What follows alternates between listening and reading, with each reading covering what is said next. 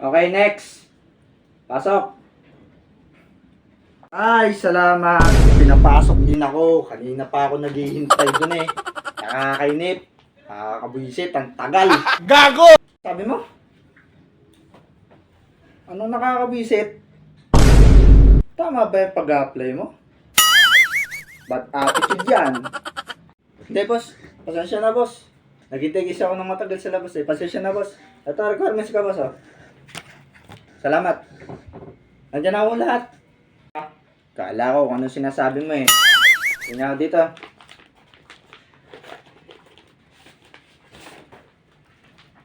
Ba?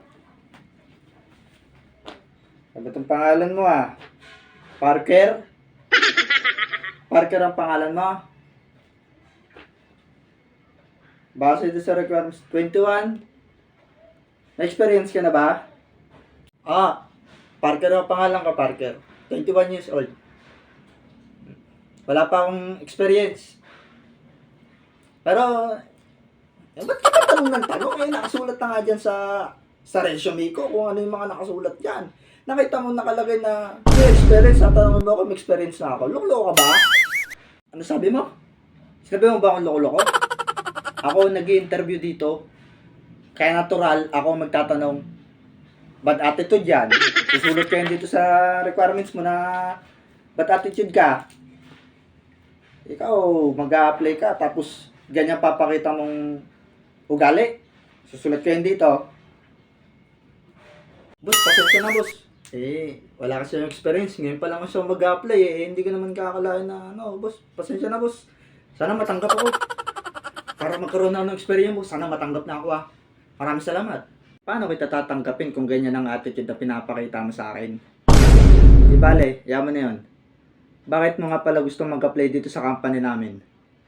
Hiring kayo eh. At kung nag-apply ako, nakalagay doon, hiring eh. Tanggalin nyo yung nakalagay doon, hindi ako mag-apply sa inyo. Kaya nga, hiring nga. Wala ka pang experience sa gato trabaho, no? Di ba wala pa? Nung 18 years old ka, anong pinagagawa mo sa buhay mo? Sa loob ng 3 taon, tumambay ka lang. Dapat nagtrabaho ka, pagulong sa magulang mo eh. Anong mayambag mo sa company namin? Anong mayambag ko? Kapugian ko. Gago! Kapugian mo? Hindi namin kailangan dito ng kapugian. Ang kailangan namin dito, trabahador. Tsaka lahat ng mga tao dito may mga muka. May muka rin ako. Ano nga uli yung tanong mo? Ano yung mayambag mo sa company namin? Sa loob ng 10 taon? Hindi, mamaya pa yun. Pinangungunahan mo kaagad ako eh. Ang mayambag ko sa company, tibay ng loob at dedikasyon. Lahat gagawin ko. Matibay akong tao. Gago! Hindi ako susuko. Para lang sa pamilya ko. Nice one. Magandang sagot yan. Salamat. Pasok na ako? Hindi pa. Anong mayambag mo sa loob ng 10 taon kung sakaling magtagal ka dito? Pero hindi ko alam eh. Huwag yun naman pangunahan. 10 taon. Hindi ko nga alam kung magtatagal ako dito. Hayaan yung panahon na magdikta. Hayaan nyo yung panahon kung saan talaga ako nilalagay. Huwag nyo pangunahan. Pinapangunahan nyo naman eh. Pwede yun. Gusto nyo kagad magtagal ako sa inyo. Kung sa bagay, pwede ka pa mag-resign. Ganon. Hindi mo na yung tanong na yun. 10 years from now. Hindi nga natin masasabi kung tatagal ako o hindi eh. Teka lang po sir, huminahon po tayo Masyado lumalakas ang boses natin eh. Paano hihinahon? Isasabihin mo 10 years? Sa isang taon nga, marami nangyayari 10 years pa ba kaya? Okay, sige. Ganito na lang. Ito mo to. Benta mo sa akin yan. Ito? Ba't ko ibebenta sa'yo? Kaya ako papabenta yan para malaman mo kung anong trabaho ang papasukin mo. Dahil nagbebenta tayo ng product. Kailangan mo ba to? Sa ngayon, hindi pa. Bakit ko sa'yo ibebenta to? Hindi mo pala kailangan.